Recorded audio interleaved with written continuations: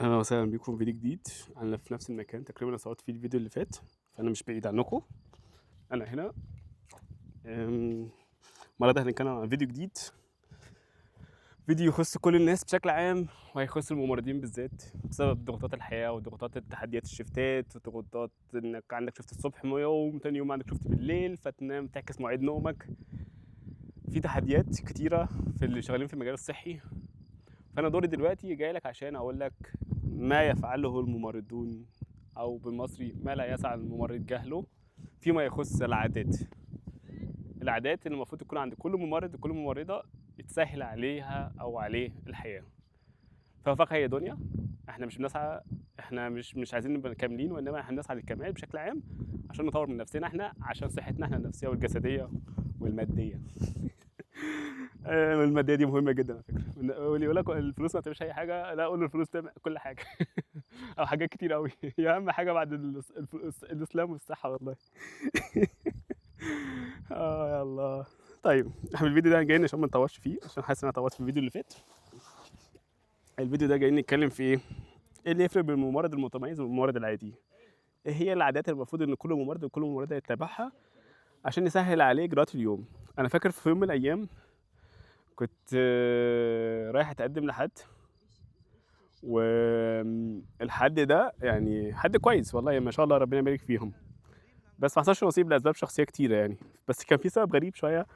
يعني ابو البنت ربنا يبارك فيها كان سالني سؤال فيها، يعني قال لي انت حياتك روتينيه بحت.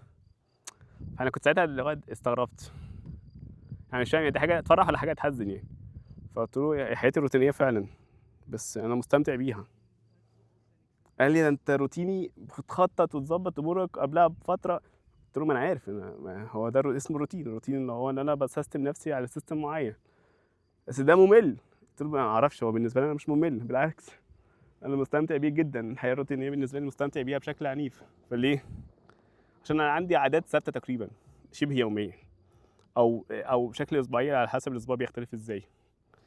فاكتشفت ان دي بالنسبه لي انا ميزه بحت، ان انا شخص روتيني عامل بلان اليوم نفسه، بتظبط لي مواعيدي، بتظبط دنيتي، بتخليني اصحى فايق مركز.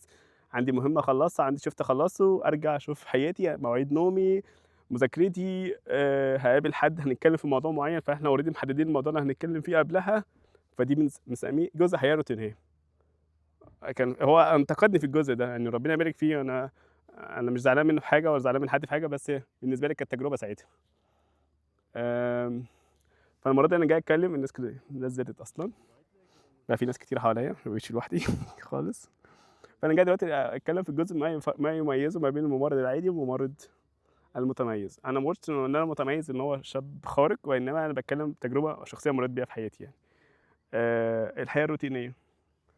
أنا مؤمن إن الحياة الروتينية هي جزء من حياة الإنسان المتميز.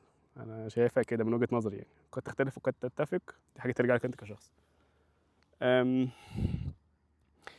اللي بيفرق ما بين الممرض المتميز والممرض العادي مش الشهادة ولا الحظ ولا الذكاء ولا الحاجات اللي هي الغريبة دي، هو بيفرق ما بين العادات ما بين كل موظف أو كل ممرض وممرضة. يعني إيه؟ أنا متعود إن أنا شيفتي بيبدأ 6:00 ص، فأنا متعود أنا كل يوم قبل الشيفت 6:00 ص ده باصحى وأفوق وأركز، وأحيانًا آخد دُش يفوقني قبل ما أنزل الشيفت. 6:00 ص ده لازم أكون مركز جدًا. أنا شخص نهاري جدًا، فلما حد يقول لي نتقابل بالليل دي بالنسبة لي بتبقى أحيانًا فيها نسبة كبيرة بتبقى رفض، أو إن باقدّر الميعاد شوية. لإن أنا الشخصيات اكتشفت ما باحبش السهر من سنين مش من دلوقتي، إلا لو عندي شيفت سهر، فباقلب مواعيد نومي. يعني الحمد لله بقى لي فترة بالغي مواعيد السهر دي خالص، بالغي شيفتات السهر دي خالص، إلا لو في حاجة ضرورية يعني. فغير كده لأ، الحمد لله الأمور تمام. فمضبّط مواعيدي، أصحى مواعيد الصبح، صاحي الصبح، آخد دُش أفوّق نفسي، أفطر، أنزل الشغل، أو مش هالحق أفطر فبافطر في الطريق أو بافطر بعدين وأنا في الشغل. دي جزء من الحاجات مثلًا. بعد كده باخلّص نبطشيتي وارجع البيت، انام لي ساعتين لو هينفع، أو آكل حاجة، أو عندي مذاكرة أركّز وأذاكر، أشرب قهوتي. ودي كانت عادة سيئة إن أنا باشرب قهوة كتير. الحمد لله صحيت امبارح الصبح ما شربتش قهوة خالص، إلا متأخر جدًا. فدي كانت نعمة كبيرة جدًا وميزة كبيرة جدًا إن أنا ما شربتش قهوة فترة طويلة. طبعًا بعدها شربت، بس يعني قعدت حوالي مثلًا 6 ساعات مثلًا ما اشربش قهوة من بعد الصبح من بعد ما صحيت، فده كان رقم مميز. أنا اكتشفت إن أنا باشرب قهوة كتير، الحمد لله حاليًا بدأت أقلل منها واحدة، واحدة، برضه شربت فنجانين بس، مش هاشرب تاني. ده شاي كرك سعودي، ده شاي كرك جاهز باشربه مرة كل 3 أسابيع، دي عادة من غير بالنسبة لغيري ده تخلُّف عادي خالص فدي حاجة شخصية بالنسبة لي. فالعادة بالنسبة لي إن أنا باشرب حاجة مثلًا أنا باحبها، مش باشربها على طول عشان سكرها عالي، وفي نفس الوقت ما تخلصش عندي، أنا عندي بالضبط دلوقتي 8 أكياس أو أقل من كده 8 أكياس كمان. فالكيس اللي هو الصغير بيتعمل فنجان، أنا عملته في حوالي لتر الفنجان 350 مللي، فأنت عملته في لتر، باشربه على مهلي وهو ساخن جدًا وكده كده الجو حر درجة حرارة 20 فit's fine تمام إن شاء الله. فهي أنا جاي أتكلم بقى في عادات الممرض المتميز، اللي هو العادات اللي بتخلّي الشخص يبقى فيه إنتاجية فعلًا، في نظام. لمّا كنت باتعلم اللغة الألمانية كنت باعمل نظام لنفسي لدرجة إن أنا كنت باقلل مواعيد نومي، وده غلط إن أنا باقلل مواعيد نومي، بس عشان كنت مقابل إن أنا أركّز في أتعلم لغة، ما انساش اللغة الألماني، وأنا ضاغط نفسي في المستشفيات. فأنت مع الوقت أنا بقيت باسستم نفسي عشان لمّا حد يقول لي نخرج، أقول له والله إن أنا عندي مذاكرة مش هاقدر دلوقتي. فالسيستم في الحتة دي بالذات بتنفع أوي، بتسهّل عليك تنجز يومك إزاي، تنجزه. مش عايز أطوّل في المقدمة بتاعتها، بس أنا جاي أتكلم في كذا عادة، فأنا عندي 7 عادات كتبتهم بالترانسكريبت بشكل سريع، فهاتكلم عليهم بشكل سريع عشان ما اطولش عليك في الفيديو. اول مهاره التعلم المستمر. يعني ايه يا عم عمرو؟ انا دلوقتي دخلت في مجال غريب شويه الا وهو البحث العلمي في التمريض، فالجزء ده ما بقاش سهل بالنسبه لي. فبالنسبه لي ده معلومه يعني ده علم جديد او حاجه تخصص جديد في تخصصي، انا ما كنتش متعود ان انا ادخل في البحث العلمي بالشكل ده، لان انت كممرض مثلا في المانيا متعود كل اسبوعين يحصل اجتماع نعرف الجديد وخلاص. دلوقتي انت كباحث انت مطالب دلوقتي انت مطالب مثلا منك دلوقتي ان انت بتدور على نفسك بمعلومه وتحاول تطورها.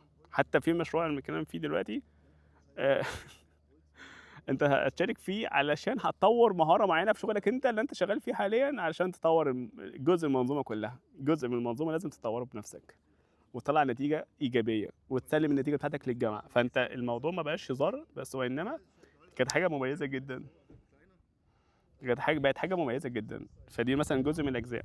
أم، جاي اتكلم في العادة اللي هو التعلم المستمر، ان انت بتبحث وتقرا ورق بحثيه وتترجمها وتفهمها وتستوعبها كويس وتحاول تنتجها بنفسك تاني، وتستوعب القيمه العلميه اللي فيها عشان تطور الافكار بعد كده وتطور المهارات اللي عندك وتطور فئه التمريض نفسها وتطور الحاجات دي كلها.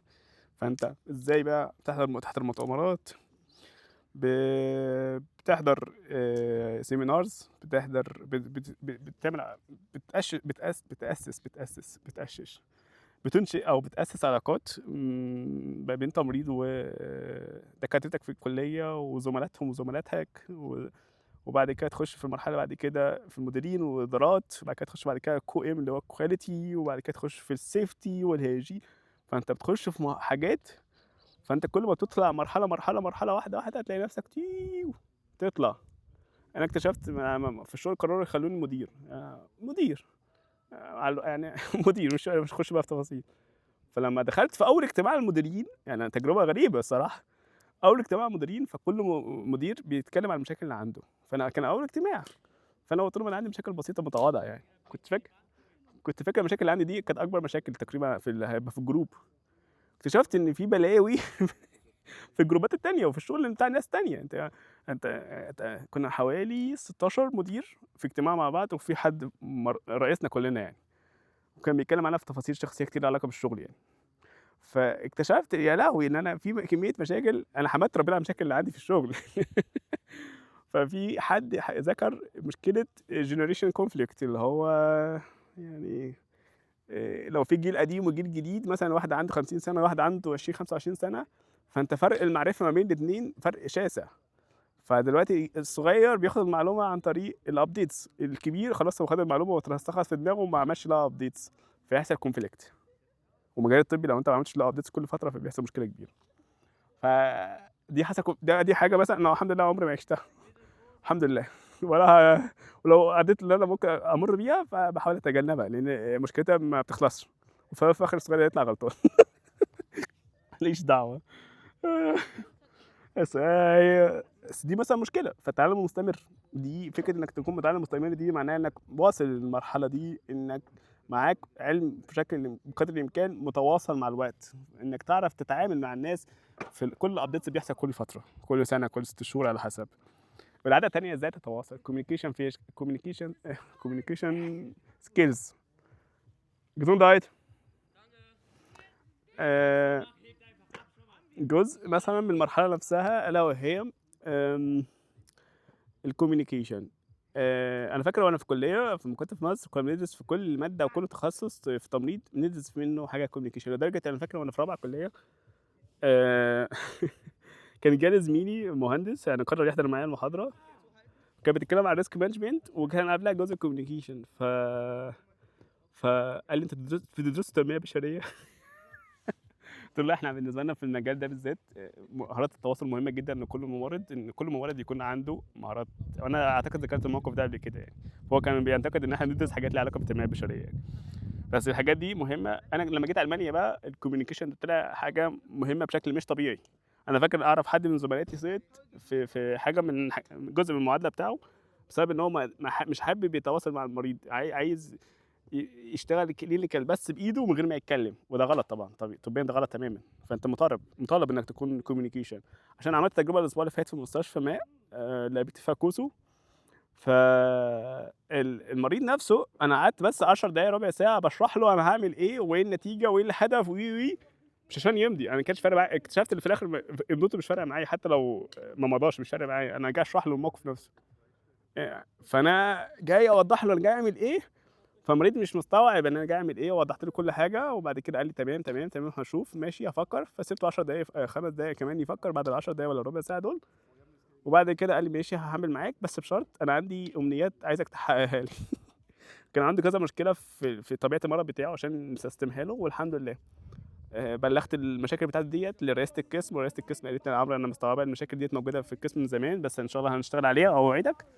فقالوا لي قصة طويلة مش عايز أطوّل فيها، بس ده اللي حصل يعني، بس. فده باختصار يعني، تمام. إيه تاني؟ فالتواصل الفعّال ده حاجة مهمة. في جزء كمان ethics أنت بتتكلم فيه ألا وهو ethics بتاعك. Musst du rein oder? Musst du rein? Okay, ihr könnt auch rein, es ist alles klar, gehört zu mir, es gehört nicht zu euch, es ist mit die Kamera. Okay? Ihr könnt einfach rein. Okay, für mich ist okay, alles in Ordnung. Das kann ich nachher mal später durchschneiden, alles in Ordnung. Sicher? Okay, alles gut.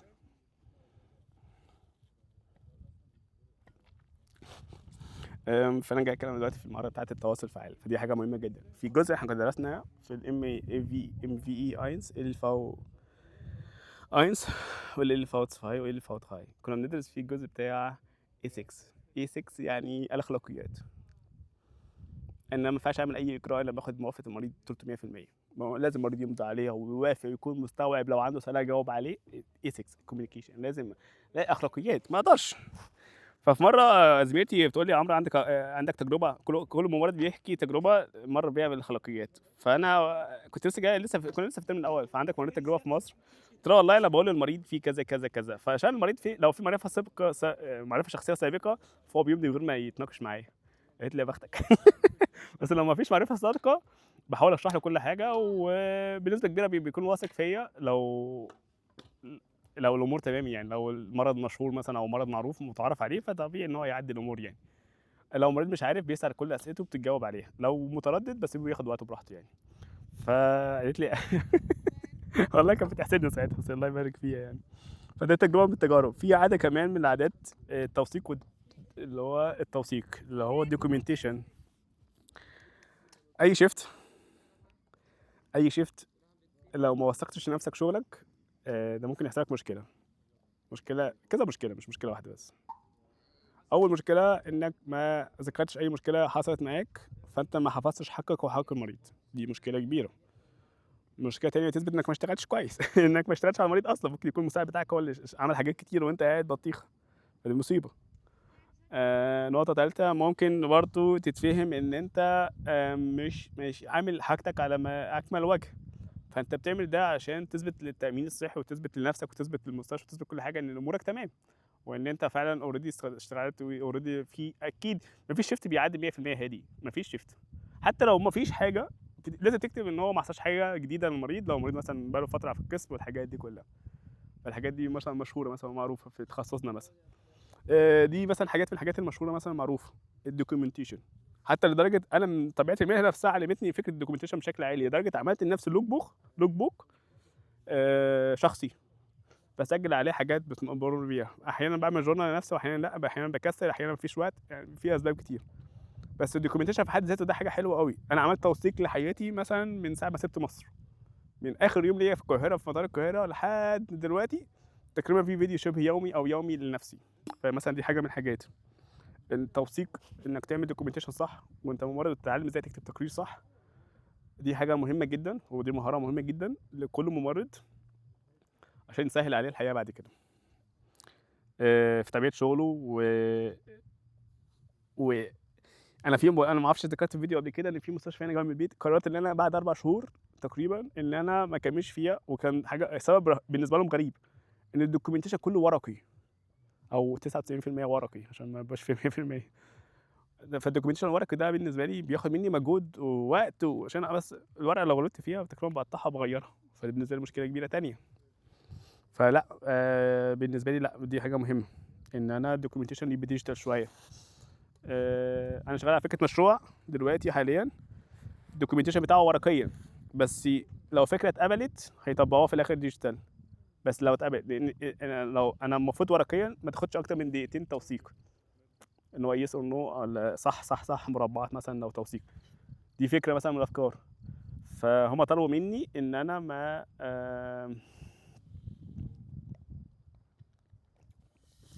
إن أنا ما إن الاستمارة دي تتملي في أقل من دقيقتين، عشان دي هتشتغل على شغل طوارئ في حالة لو المريض لا قدر الله تعب، فأنت لو في الدقيقتين اتأخرت على المريض أكتر من دقيقتين دي معناها إن في مصيبة، فدي حاجة مش كويسة. شرط من الشروط إن أنا أخلّص الاستمارة ديّة تبقى الاستمارة لا تتعدى الدقيقتين. أنا حاليًا للأسف الاستمارة اتعدت 3 دقايق، بس أنا كنت باتكلم مع مديرة القسم ساعتها، فبنحاول نقللها شوية، فأنا شغال إن شاء الله الأسبوع الجاي هاخلّصها بإذن الله، ربنا ييسر حالي يعني. فده مثلًا جزء التقييم لازم يبقى بقدر الإمكان ما ياخدش وقت كتير، nicht Zeit aufwendig يعني بالمصري بالعربي يعني ما ياخدش وقت مكلف ذهنيًا أو ما يكلفش زمنيًا، ليه؟ عشان دي مصيبة. أنا باقلل على المرضى أو الممرضين إن الstress ما يكونش في توثيق أوي، عشان هم دماغهم تبقى شغالة في الحاجات الطوارئ المريض نفسه. فلو شغّلت الممرضين في الdocumentation كتير، تقريبًا الممرض هيكره نفسه ساعتها، فدي حاجة غلط يعني مش لطيفة يعني. بقدر الإمكان باسهّل عليه المهام الوظيفية علشان يشتغل كويس. أنا في ناس حواليّا دلوقتي في كذا مكان حوالين الكاميرا بيشوا وما أعرفش إيه وشباب وكذا كلام حاجات كتير يعني، فالله يعينهم على نفسهم يعني. في من المهارة الرابعة self care، إنك تحافظ على صحتك النفسية، الكرش ده لازم ينزل. أنا من ساعة ما جيت ألمانيا زدت حوالي 23 كيلو. اكتشفت بعد 23 كيلو إن أنا باشخّر وأنا نايم، فكانت مشكلة كبيرة، فالطبيب طلب مني إن أنا أقلل وزني. اكتشفت في العادات السيئة اللي عندي إن أنا أحيانًا باكل قبل ما أنام.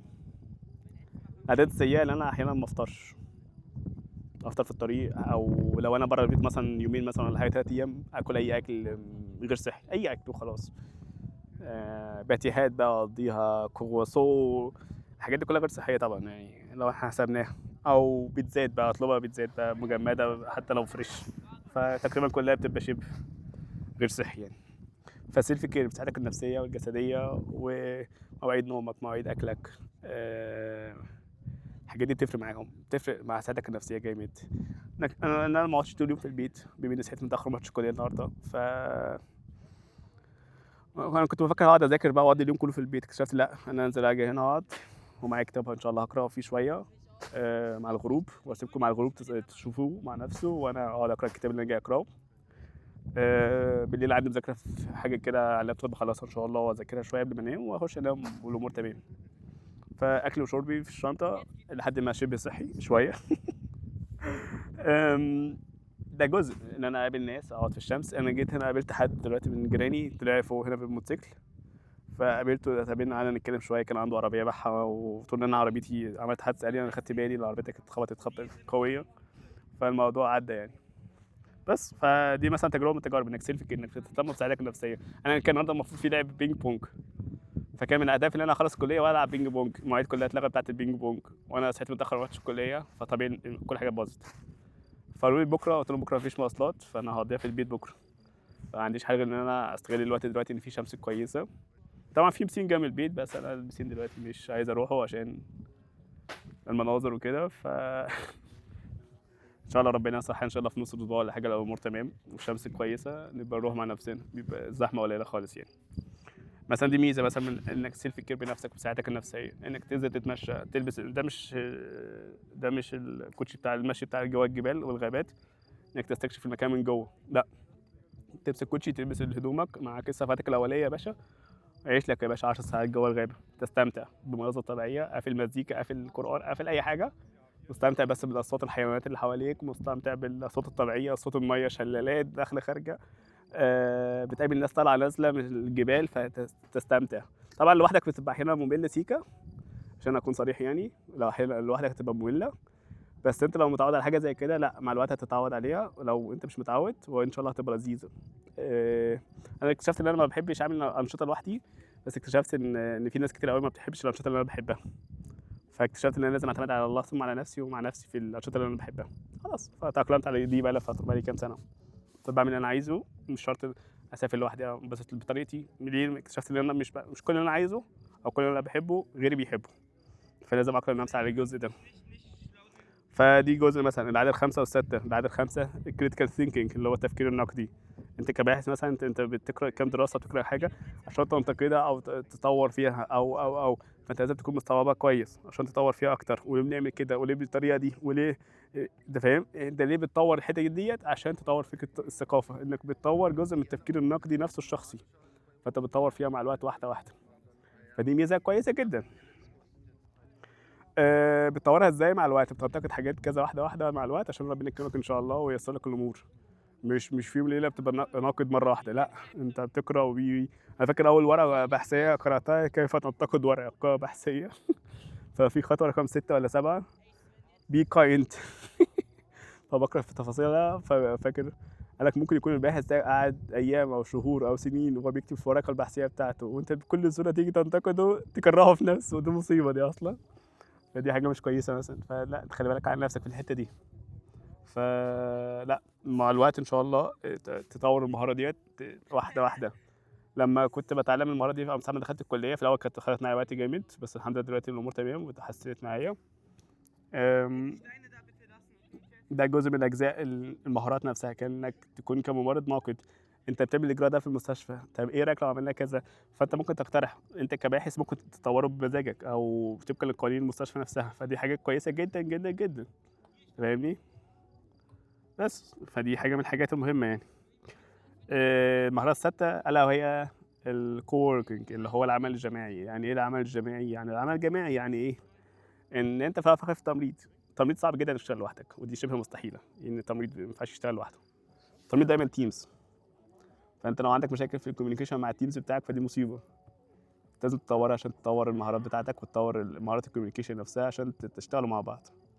تبادل بقى، تشتغلوا بشكل معين بسياسه معينه تبقى لسياسه المستشفى او المؤسسه نفسها، فدي حاجه مهمه جدا. انت لو ما عندكش مهاره العمل الجماعي دي هتبقى مصيبه. انا في الاول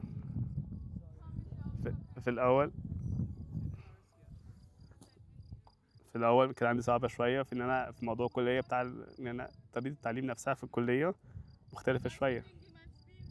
طريقه التعليم في الكليه نفسها مختلفه شويه، لان انا ما كنتش فاهم دايما في كل سيشن في كووركينج، في ورك شوبس. انا ما كنتش متعود على الحته دي، كنت فاكر ان انا في مصر زي في مصر مثلا بتعلم، باخد معلومه كامله، وبعد كده في البيت لما اروح البيت اذاكرها، وبعد كده ممكن تاني يوم اعمل ورك شوب. فاهم؟ فاكتشفت مع الوقت لا، بتبقى صعبه شويه. فانت واحده واحده بتظبط امورك وتطور المهاره ديت عشان تمشي امورك مع الوقت مع الشغل. انا ما قلتش ان انت لازم تتعامل مع ملاك، انت عادي، انت احنا بشر كلنا يعني. فان شاء الله ربنا ييسر لكم الحال وييسر لكم اموركم في شغلكم، ويرزقكم بولاد الحلال اللي بيسهلوا عليكم الامور الحياه والدنيويه يعني. المهاره السابعه اللي هي الاخيره الا وهي الانسانيه.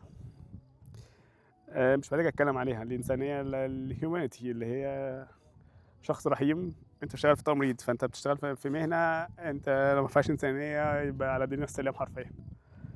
يعني أنت مهما أنا ممكن أبقى ممرض ناجح جدًا في شغلي، بس فاشل في الإنسانية، فاشل في التواصل مع الناس في الجزء ده، ساعتها بتبقى مصيبة أصلًا. ومع الوقت اكتشفت إن الأسبوع اللي فات كنت مريت بتجربة شخصية أثبتت لي إن العلاقات أهم مليون مرة من حاجات كتيرة أوي. طبعًا مش هاعمل من الفلوس طبعًا بس العلاقات تجيب فلوس، بس الفلوس مش شرط تجيب علاقات، بس العلاقات ممكن بنسبة كبيرة تجيب فلوس. فالإنسانية دي حاجة مهمة جدًا، إنها بتسهّل عليك الحياة، بتسهّل عليك الإحساس بالمريض نفسه، بتسهّل عليك تتعامل مع المريض إزاي، وبتحط نفسك مكانه وتسهّل عليه حياته. وأنت لو أنت شغال في عناية مركزة فأنت فاهم يعني إيه إنسانية. ممكن يكون المريض أصلًا بيعمل حاجات هو مش في وعيه، خاصةً لو هو فاقد الوعي، فدي حاجة ممكن تضايقك أنت كممرض، بس أنت لو أدركت قيمتها من الأول خالص، زي مثلًا المريض اللي عنده cerebral hemorrhage، ده مثلًا نزيف في المخ، أو مريض عنده العكس، Schlaganfall يعني جلطة. أنا فاكر في مريض اتشخص جلطة من الطوارئ وطلع لنا عناية مركزة في الدور الرابع. فقالوا لنا الجلطة في الجزء اليمين، ده معناه إن الأطراف الشمال مش هتشتغل، ده المعنى يعني ده طبيعي طالما التسليم حصل كده. فإحنا واقفين على جنب الشمال بكل ثقة، لقيت المريض راح مدي الدكتور اللي جنبي كف مش طبيعي، مش طبيعي لدرجة أنا شكيت إن المريض عنده جلطة واكتشفت في الآخر ما عندوش جلطة، بس كان تشخيص خطأ يعني. فطبيعي ممكن الدكتور يتضايق أو الممرض يتضايق، بس الحمد لله الأمور كانت تحت السيطرة، الحمد لله عدت على خير واكتشفنا المريض ما عندوش جلطة، بس كان عنده مشكلة تانية يعني، بس مش عايز نخش في تفاصيل الجزء ده. فمهما حصل من كل التكنولوجيا والابحاث اللي حوالينا والمهارات ما بتساويش حاجه لو المريض حرفيا ما حسش انك انسان، لو المريض حاسس انك بتعامله كحاله او رقم حرفيا. حرفيا المريض مش المريض حرفيا مش هيفرق معاه اي حاجه. المريض لو حس بابتسامه لطيفه ظريفه اقسم بالله بس ممكن يكون اسعد انسان في اللحظه دي. انت في مريض بيبقى لما يكون مريض حرفيا بيبقى في اضعف حاله موجود فيها، والمريض ما بيحبش يظهر قدام اي حد كضعيف، ده الطبيعي، اي انسان في الدنيا ما بيحبش يظهر ان هو كضعيف قدام حد، بس هو سبحان الله بيبقى في بوزيشن معين اللي هو لازم يظهر ضعيف عشان هو مريض. فرغم ان في القرآن عندنا ليس على المريض حرج، بس هي دي حاجه غصب عن الانسان، دي بحاجه لها علاقه بالشخص نفسه يعني، دي حاجه انسانيا طبيعي يعني، لما يكون شخص في اضعف حالاته فطبيعي ان هو ما بيحبش حد يظهر لحد ان هو ضعيف او محتاج مساعده او دي حاجه في اي انسان في الدنيا يعني. بس المريض اللي لما بيحس ان الممرض يعني متعاطف معاه نفسيا وعاطفيا ومشاعر في لطيفه ما بينهم هما الاثنين، المريض بيتحسن نفسيا جامد لدرجه ان هو بيحب يشوف المريض، بيحب يشوف الممرض، بيحب يتعامل مع الممرض، بيحب اللي هو حتى لما ممكن المريض وهو خارج اصلا باذن خروج خلاص او اوريدي المريض خارج خلاص تحسن، بيبقى اللي هو بيفتقد الممرض نفسه او الممرضه ساعتها يعني، دي حاجه برضو ده حرفيا وده واقع احنا بنمر بيه في حياتنا العمليه بكل فتره تقريبا. فده اتس فاين، بس هي مهاره مهمه ان يكون مهمه عند كل ممرض وممرضه يعني، نسال الله السلامه يعني. انا عندي سؤال دلوقتي لكل واحد او كل واحده شغاله في التمريض، لان المهاره انت شايف عندك كمهاره كويسه جدا تقدر تشتغل عليها وتقويها اكتر واكتر، او ايه هي مهاره مثلا انت حاسس انك محتاج تقوي فيها اكتر او عايزنا نتكلم فيها بشويه تفاصيل اكتر وازاي الشخص ينميها. انا ممكن يكون انا مش احسن حاجه، ممكن يكون انا مش احسن حاجه في ان انا بوصل معلومه في النقطه ديت، بس انا حاسس بيك وحاسس بيك والله يعني، انا مريت بالمشاكل ديت ولما بضطر اتكلم الماني في الشغل. انا بقالي 3 اسابيع تقريبا بتكلم الماني، انا بستنى اللحظه ان حد يرن عليا او انا ارن على حد ما بينهم اهلي واخواتي واصحابي وقرايبي وعيلتنا وكده نتكلم مع عربي، انا بشتاق للغه العربيه جامد. يا لهوي انا بقالي حرفيا اسبوع في الكليه وقبلها اسبوعين في المكتبه ما بين كتب معظمها بالالماني او انجليزي بس معظمها الماني، ومركز وحاسس ان دماغي دلوقتي المانيه بحت يعني، بس انا مشتاق للغه العربيه والله. فانت شوف انت اي مهاره نفسك فيها عايز تتكلم فيها نتكلم فيها مع بعض نطور فيها اكتر، اطور فيها نفسي او انت تعرفني كويس اقدر تبعت لي على الخاص قشطه او على صراحه او اي لينك عارفني كويس وانا مش واخد بالي مثلا من المهاره اللي انا عندي نقص فيها جامد، فممكن اطور فيها مع نفسي ان شاء الله ربنا ييسر الحال. دي نقطه تانية ممكن ان شاء الله انت لو عندك مهاره او عندك مهاره مثلا حابب نتكلم عليها بتفاصيل اكتر عرفني وانا عمري ما اتاخر طبعا. ما تنساش لو انت حابب تشاركني مهاراتك تحت في اول كومنت نطورها ازاي ونطور فيها ازاي عرفني ونطور فيها المعلومات مع بعض. نشوفكم على خير ان شاء الله في فيديو جديد. انا يعتبر خلصت الفيديو، فانا حاليا هضطر في الفيديو عشان استمتع شويه بالشمس الجميله دي. بما ان في ناس كتير حواليا دلوقتي، في دلوقتي فوق 4 عربيات ولا 5 عربيات طلعوا فوق، فانا محتاج دلوقتي ايه، استمتع بالشمس. الناس دلوقتي شغاله مزيكا بدأ يعملوا لي ازعاج، فالحمد لله.